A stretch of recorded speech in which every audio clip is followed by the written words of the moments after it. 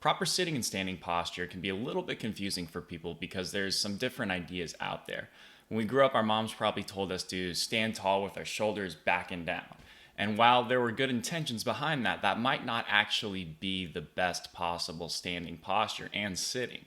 Because when we do that, we have a tendency to arch our backs too much. And then that can put us into an excessive anterior pelvic tilt or forward orientation of the pelvis.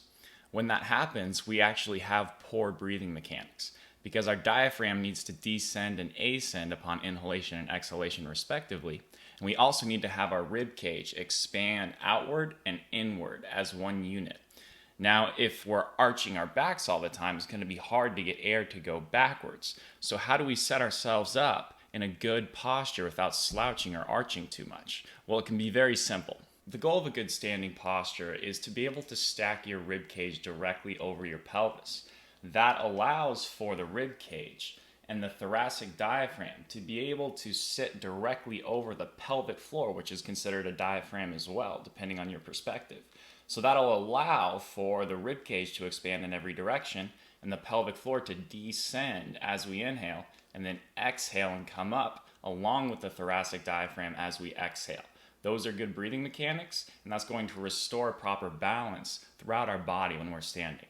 When it comes to standing, all you really need to focus on is feeling your whole foot flat, but having a sense of your heels. Just know they're there, know they exist. And then just slightly unlock your knees a little bit. That'll help bring your pelvis back so you can keep your rib cage over it. And then just place your hands on your low ribs. And then exhale, keeping yourself tall and not losing any height. Just feel those ribs come down a hair. Right there. And then you're in a great posture. Now you have your rib cage over your pelvis and things are neutral. With sitting, it's very similar. All you want to do is feel your heels and foot flat on the floor.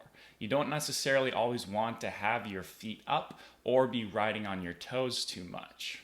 So what we want to think about doing is feeling our heels flat, and if necessary, you can place something underneath your feet, like a couple of books or some pads. And then you want to make sure that you can feel both butt bones, which are your ischial tuberosities, these bones right here and here. Those are just those bony protrusions in each butt cheek. So once you have a sense of your whole foot flat, you want to roll your pelvis back just a little bit until you feel both of those bones on each side.